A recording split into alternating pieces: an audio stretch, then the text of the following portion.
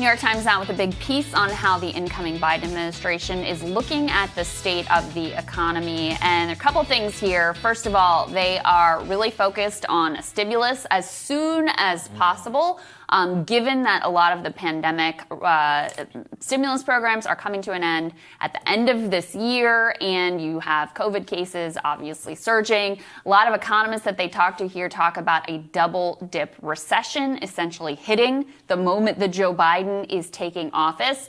So that was the one noteworthy piece, is just how these economists are looking at the landscape facing us.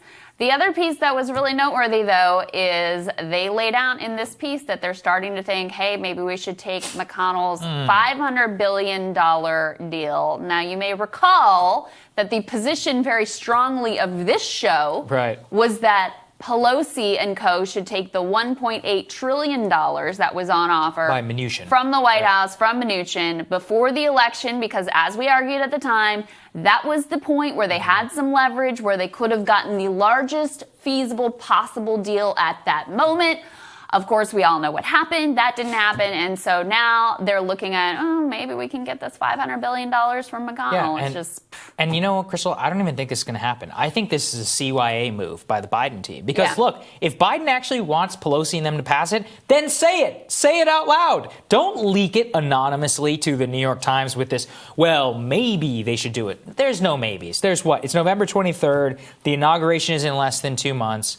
They're already out on Thanksgiving break. There's going to be a government stimulus negotiation in December. That's going to eat up whatever small remaining lame duck legislative. Look, floor time in the Senate is the most precious thing on earth, right? In order to do this, you're going to need at least 2 straight weeks of negotiations. So fine, if you want to get the ball rolling on this, Joe Biden should put out a statement and say, I urge Nancy Pelosi and Chuck Schumer in order to go do this. But he's not. And he just met with them on Friday, privately, in a private meeting. And once again, if they came to this conclusion, then say it out loud. I think they're doing this so they can point to this and try and maneuver it. So they're like, no, McConnell is really the one. They were never serious about $1.8 trillion. I don't think they're serious about $500 billion. And I think $500 billion is a disgrace. No stimulus payments, all that other stuff. But it's something. It's something. Main Street, anything is better than nothing at this point, even $100 billion. It's a drop in the bucket, but it's something. It's maybe 0.01% less than we're going to have to make up in the 10 years to come. But I don't think anybody in D.C. is serious about this at all. It was always possible, if not likely, that the Senate Republicans, even if Pelosi went forward with the $1.8 trillion that Mnuchin put on offer, were ultimately going to block it. But she should have at least tried, at least put it in their court and see what happened. And now there's no appetite to do anything. There's only appetite, as there always is, to try to shift blame, which I think you're exactly right, is exactly what this article is set up to do. Like, well, we tried, but McConnell wouldn't go along, and so what can we do? And now we're coming into office with this crashing economy and so many people struggling.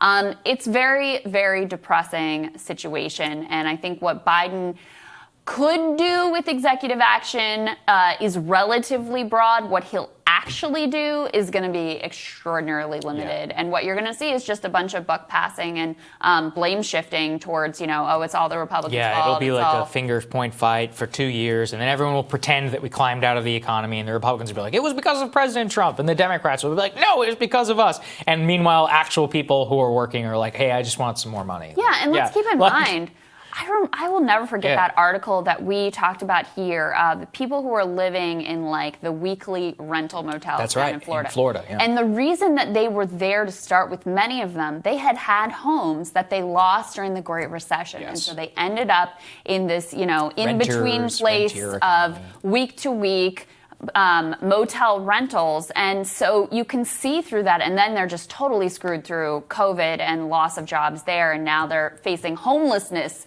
So you can see the downward trajectory of their lives through conditions that are no fault of their own and a failed government response. So even when the vaccine comes out and the top line numbers start to look good again, that trauma and that loss and that suffering that people are going through now, that lasts and lingers for entire lifetimes.